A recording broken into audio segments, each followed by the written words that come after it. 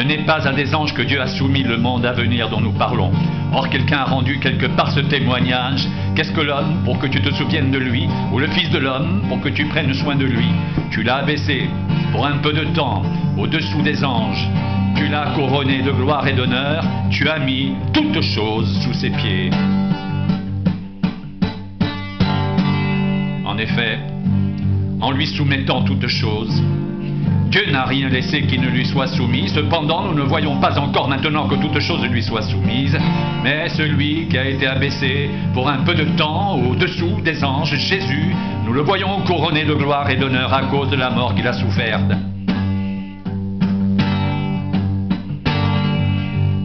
Ainsi, par la grâce de Dieu, il a souffert la mort pour tous.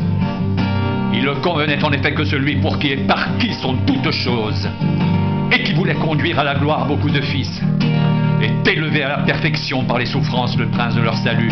Car celui qui sanctifie et ceux qui sont sanctifiés sont tous issus d'un seul.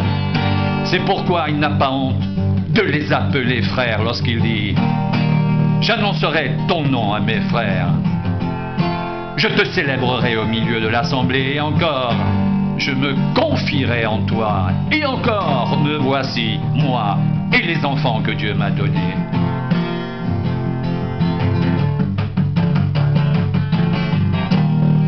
Ainsi donc, puisque les enfants participent au sang et à la chair, il y a également participé lui-même afin que par la mort il rende impuissant celui qui avait la puissance de la mort, c'est-à-dire le diable. Ainsi il délivre tous ceux qui, par crainte de la mort, étaient toute leur vie retenus dans la servitude.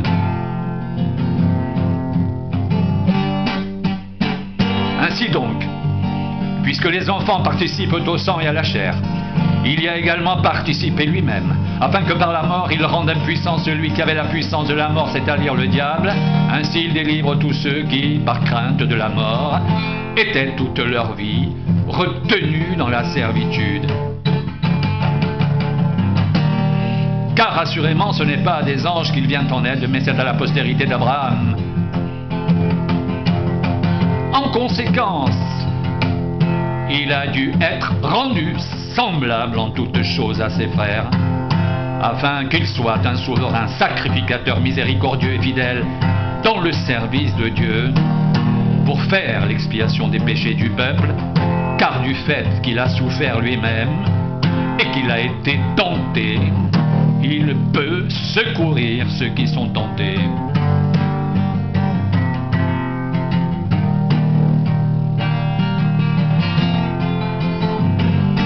C'est pourquoi, frères saints, qui avez part à la vocation céleste, considérez l'apôtre et le souverain sacrificateur de la foi que nous professons, Jésus, qui a été fidèle à celui qui l'a établi comme le fut Moïse dans toute sa maison, car il a été jugé digne d'une gloire d'autant supérieure à celle de Moïse que celui qui a construit une maison a plus d'honneur que la maison même.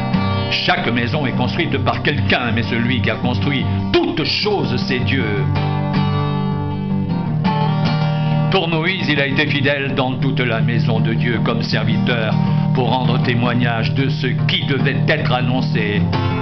Mais Christ l'est comme fils sur sa maison. Et sa maison, c'est nous. Pourvu que nous retenions fermement, jusqu'à la fin, la confiance et l'espérance dont nous nous glorifions.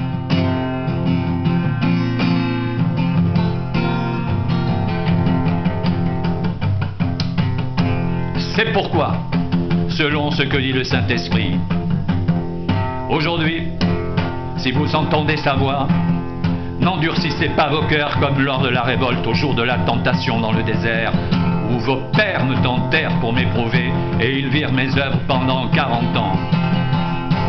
Aussi je fus irrité contre cette génération, et je dis, ils ont toujours un cœur qui s'égare, ils n'ont pas connu mes voies. Je jurai donc dans ma colère, ils n'entreront pas dans mon repos. Prenez garde, frères, que quelqu'un de vous n'ait un cœur mauvais et incrédule au point de se détourner du Dieu vivant, Mais exhortez-vous les uns les autres chaque jour, aussi longtemps qu'on peut dire aujourd'hui, afin qu'aucun de vous ne s'endurcisse par la séduction du péché. Car nous sommes devenus participants de Christ, pourvu que nous retenions fermement jusqu'à la fin l'assurance que nous avions au commencement, pendant qu'il est dit aujourd'hui, si vous entendez sa voix, n'endurcissez pas vos cœurs, comme lors de la révolte.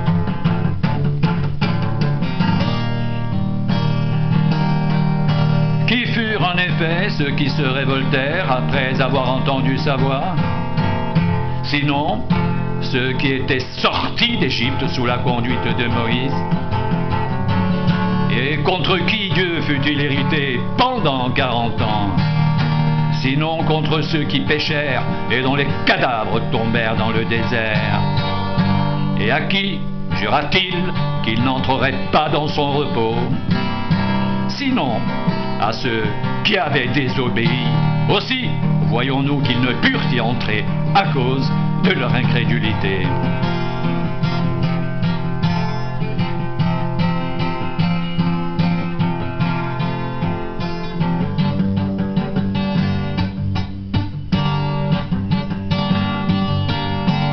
Craignons donc, tandis que la promesse d'entrer dans son repos subsiste encore, qu'aucun de vous ne paraisse être venu trop tard, car cette bonne nouvelle nous a été annoncée aussi bien qu'à eux. Mais la parole qui leur fut annoncée ne leur servit de rien, parce qu'elle ne trouva pas de foi chez ceux qui l'entendirent. Pour nous, qui avons cru, nous entrons dans le repos, selon qu'il dit, je jurai dans ma colère. Ils n'entreront pas dans mon repos. Il dit cela quoique ses œuvres aient été achevées depuis la création du monde. Car il a parlé quelque part ainsi du 7e jour, et Dieu se reposa de toutes ses œuvres le 7e jour. Et ici encore, ils n'entreront pas dans mon repos. Or, puisqu'il est encore réservé à quelques-uns d'y entrer, et que ceux à qui d'abord la promesse a été faite n'y sont pas entrés à cause de leur désobéissance, Dieu fixe de nouveau un jour aujourd'hui en disant dans David, bien longtemps après, comme il est dit plus haut, aujourd'hui, si vous entendez sa voix, n'endurcissez pas vos cœurs.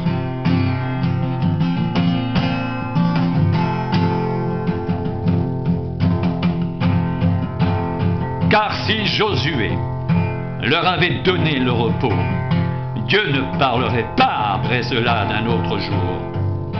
Il y a donc un repos de sabbat réservé au peuple de Dieu.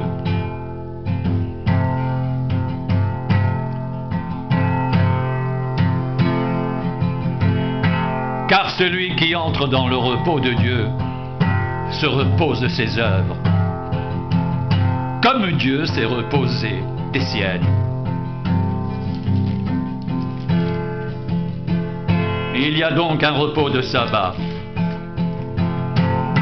réservé au peuple de Dieu. Car celui qui entre dans le repos de Dieu se repose de ses œuvres, comme Dieu s'est reposé des siennes.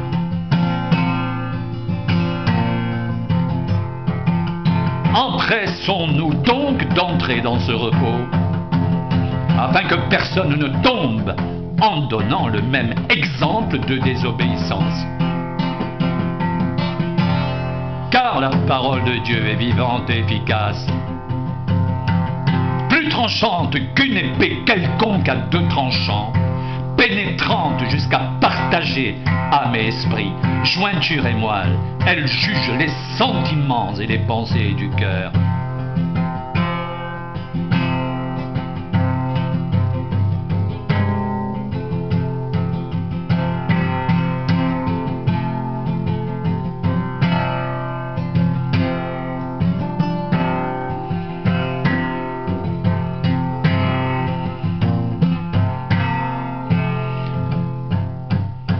Ainsi, puisque nous avons un grand souverain sacrificateur qui a traversé les cieux, Jésus, le Fils de Dieu, demeurons fermes dans la foi que nous professons.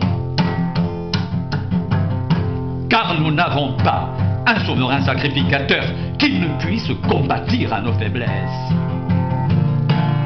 Au contraire, il a été tenté comme nous, en toutes choses, sans commettre de péché. Approchons-nous donc, avec assurance du trône de la grâce, afin d'obtenir miséricorde et de trouver grâce, pour être secourus dans nos besoins. Approchons-nous donc avec assurance du trône de la grâce, afin d'obtenir miséricorde et de trouver grâce pour être secourus dans nos besoins. En effet,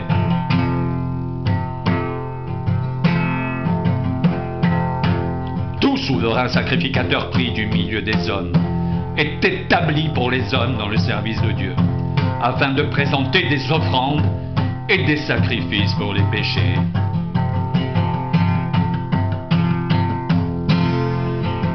Il peut avoir de la compréhension pour les ignorants et les égarés, puisque la faiblesse est aussi son partage. Et c'est à cause de cette faiblesse qu'il doit offrir des sacrifices pour ses propres péchés comme pour ceux du peuple.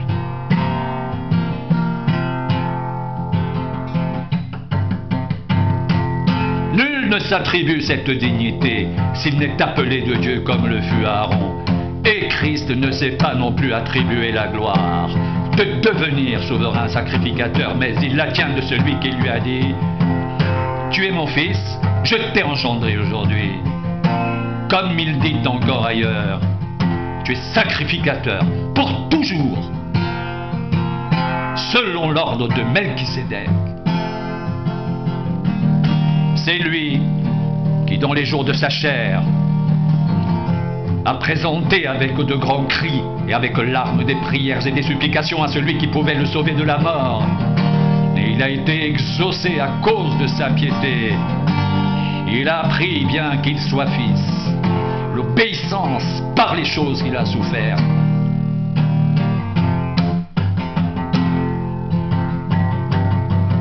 Après avoir été élevé à la perfection, il est devenu pour tous ceux qui lui obéissent l'auteur d'un salut éternel, Dieu l'ayant déclaré souverain sacrificateur selon l'ordre de Melchisédek.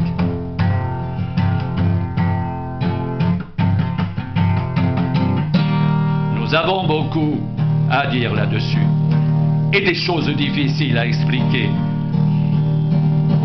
parce que vous êtes devenus lents à comprendre.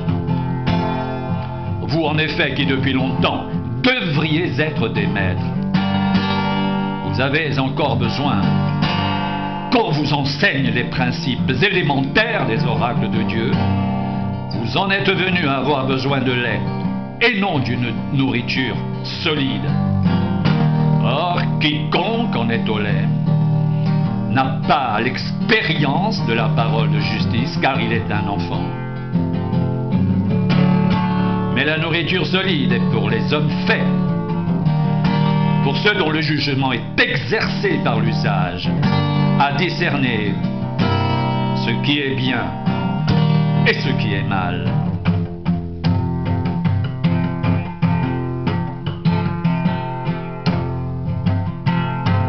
C'est pourquoi, laissant les éléments de la parole de Christ, tendons à ce qui est parfait, sans poser de nouveau le fondement du renoncement aux œuvres mortes, de la foi en Dieu, de la doctrine des baptêmes, de l'imposition des mains, de la résurrection des morts et du jugement éternel. C'est ce que nous ferons si Dieu le permet.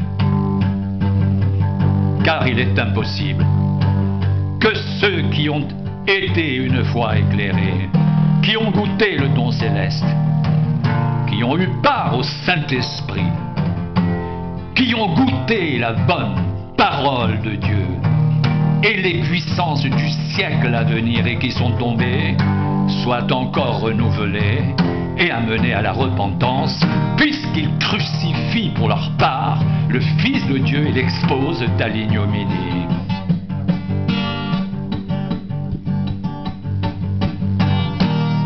Lorsqu'une terre abreuvée par la pluie qui tombe souvent sur elle produit une herbe utile à ceux pour qui elle est cultivée, elle participe à la bénédiction de Dieu.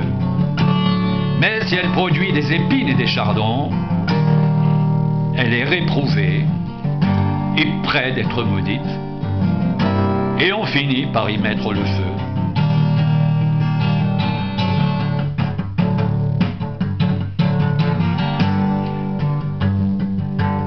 Quoique nous parlions ainsi, bien-aimés, nous attendons pour ce qui vous concerne des choses meilleures et favorables au salut, car Dieu n'est pas injuste pour oublier votre travail et l'amour que vous avez montré pour son nom, ayant rendu et rendant encore des services aux saints.